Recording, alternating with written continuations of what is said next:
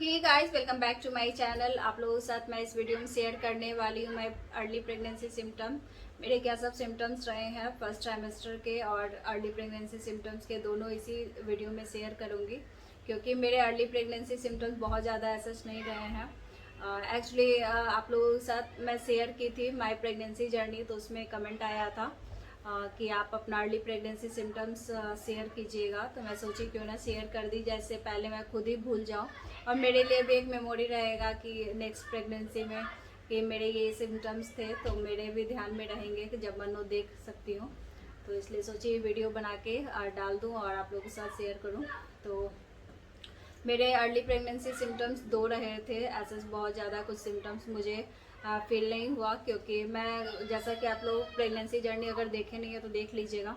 तो मैं काफ़ी टाइम से ट्राई कर रही थी कंसीव करने की, तो बट हो नहीं पा रहा था। तो मैं ध्यान देना बिल्कुल दिसंबर से छोड़ दी थी और जनवरी में कंसीव कर गई। तो स्ट्रेस बिल्कुल भी नहीं ली थी और वैसा कुछ प्रिकॉशन वगैरह कुछ भी नहीं ली थी। तो मुझे ऐसा कुछ सिम्टम्स मुझे फील नहीं हुआ और मैं सोच भी नहीं रही थी, तो ऐसा कुछ पता भी नहीं चला।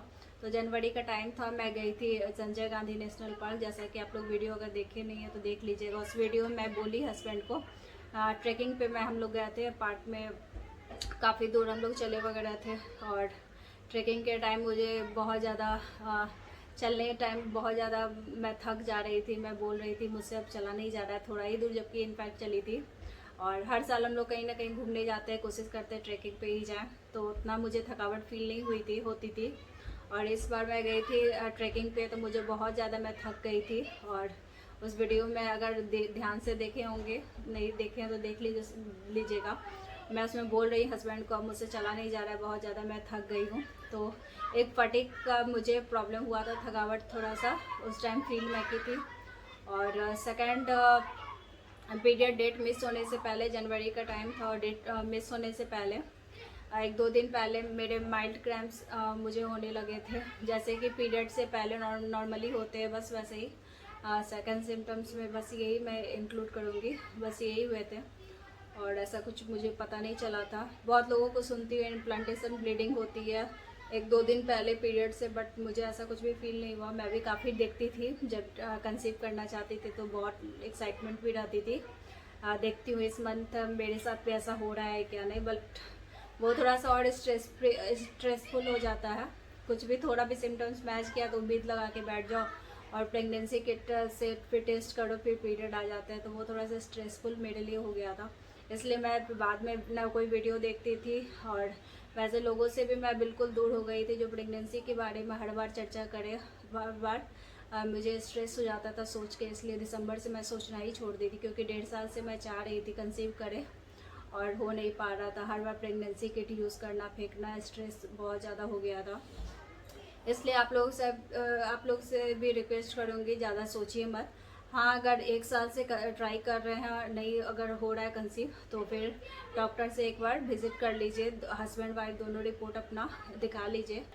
आप लोगों के साथ बस यही कहूँगी, थोड़ा स्ट्रेस फ्री रहिए, ज़्यादा वीडियो वगैरह मत देखिए क्योंकि हर बार देखिएगा सबका क्या सिम्टम्स है क्या सिम्टम्स है उसे मैच करने लगेगा और उस मंथ भी पीरियड आ जाएंगे, तो थोड़ा सा स्ट्रेस हो जाता है हर महीने। मैं भी यही करती थी बट बोलना आसान होता है स्ट्रेस फ्री रहना, बट जिसके साथ होता है वो समझ सकते हैं और मैं भी समझ सकती हूँ कि मैं भी उस फेज से गुजरी हूँ। तो बस इतना ही कहूँगी, आप लोग ज़्यादा सिम्टम्स वगैरह मैच मत कीजिए। और ओवुलेशन किट भी आजकल तो मार्केट में आ रहा है, पता चल जाता है कब एग निकल रहा है ये सब, तो वो सब में भी पैसा मैं बहुत ज़्यादा वेस्ट किए थे। तो आप लोग से रिक्वेस्ट करूँगी उन सब में ज़्यादा पैसा वेस्ट मत कीजिए, नेचुरली होने दीजिए। नहीं हो रहा है तो डॉक्टर हैं इस चीज़ के लिए, डॉक्टर से विजिट कीजिए, आप लोग डॉक्टर से दिखलाइए। तो बस यही दो मेरा अर्ली प्रेगनेंसी सिम्टम्स रहा है और आप लोगों के साथ फर्स्ट ट्राइमेस्टर का शेयर कर देती हूँ क्योंकि वीडियो काफ़ी नहीं तो छोटी हो जाएगी और इसी में शेयर कर दूँगी तो वो भी एक साथ हो जाएगा, सही रहेगा। तो फर्स्ट ट्राइमेस्टर स्टार्टिंग का 3 मंथ आप लोगों के साथ शेयर करती हूँ, उसमें मेरे क्या सिम्टम्स रहे हैं। तो एज सच उसमें थोड़ा सा सिम्टम्स में मुझे थोड़ा सा स्मेल का प्रॉब्लम होने लगा था। हस्बैंड का उस टाइम तबीयत ख़राब हो गया था 1.5 महीना में, उस टाइम हस्बैंड का तबीयत नहीं ठीक था, तो थोड़ा मैं उनके लिए दलिया, छेना फाड़ना, दूध फाड़ के वो छेना देती थी और मूंग दाल का खिचड़ी ये सब खा रही थी और उनको भी दे रही थी, तो वो सब थोड़ा सा मुझे दलिया से प्रॉब्लम होने लगी थी, मूंग दाल की खिचड़ी से, और लहसुन वगैरह उससे मैं काटती थी, थोड़ा सा स्मेल का मुझे मतलब प्रॉब्लम होना स्टार्ट हो गया था।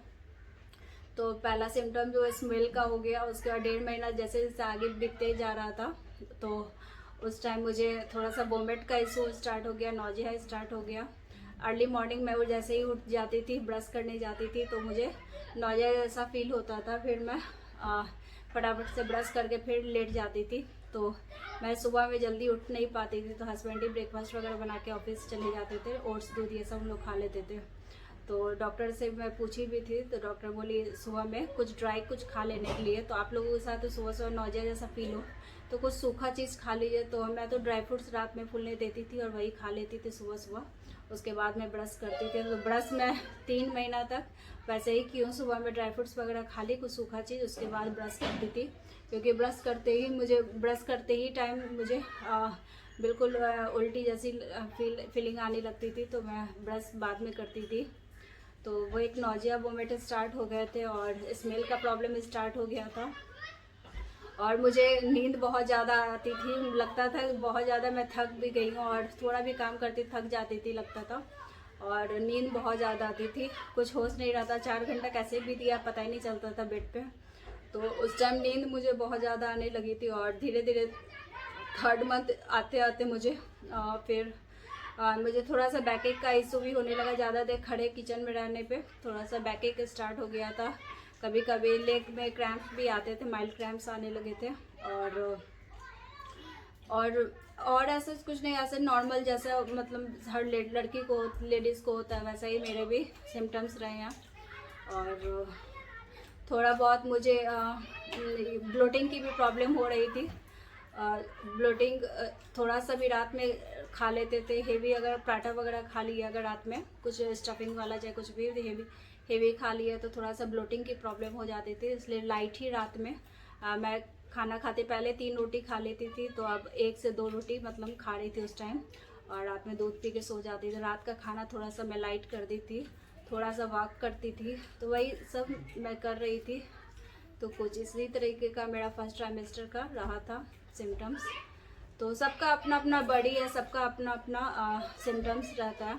तो मेरा यही सब सिम्टम्स था। तो ऐसा मुझे बहुत ज़्यादा प्रॉब्लम भी नहीं हुई, क्योंकि मुझे ज़्यादा काम करनी भी नहीं पड़ती थी। मेड है, झाड़ू पोछा बर्तन वो सब कर देते, बस 2 टाइम का खाना बनाना होता था।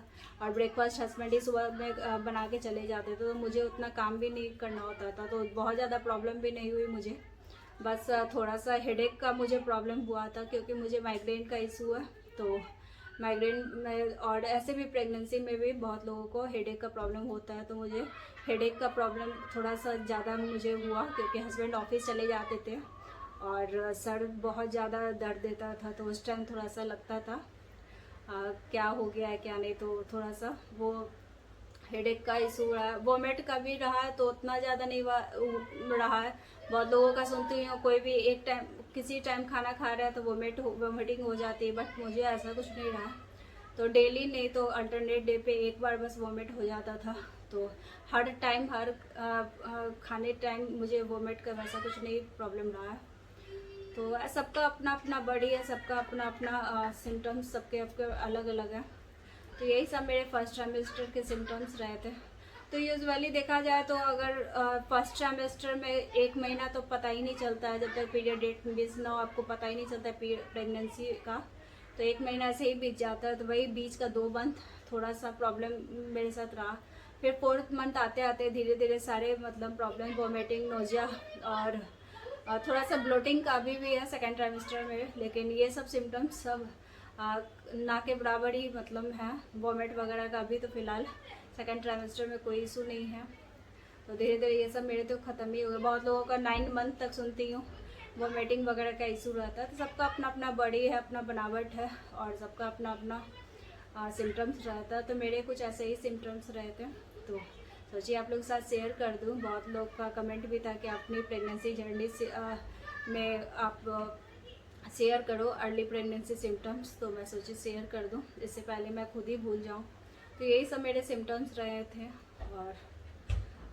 और बस यही कहूँगी कि स्ट्रेस फ्री रहिए, ज़्यादा सोचिए मत, ज़्यादा वीडियो बहुत ज़्यादा इस बारे में जितना सोचिएगा उतना ज़्यादा स्ट्रेस होगा। मैं तो यही देखी अपने साथ, यही ऑब्जर्व की, जितना मैं भी लोगों का वीडियो देखती थी प्रेगनेंसी का, क्या सिम्टम्स है क्या नहीं, और उतना हर मंथ अपने से मैच करती थी कि ये मेरे सिम्टम्स हैं कि नहीं, उस अनुसार से फिर स्ट्रेस हो जाता था। फिर पीरियड आ गया तो फिर स्ट्रेस, इसलिए पीरियड डेट अगर मिस हो रहा है तो उस टाइम ही आप लोग अपना प्रेगनेंसी किट से घर पे ही टेस्ट कर लीजिए, बस हो गया। क्योंकि चेक करने जब भी बैठिएगा तो फिर आप लोग सिम्टम्स मैच करने बैठिएगा तो फिर उम्मीद ऐसी जाग जाती है, फिर 10 दिन 15 दिन ऐसे ही वेस्ट चले जाते हैं नहीं अगर प्रेग्नेंट हुए तो।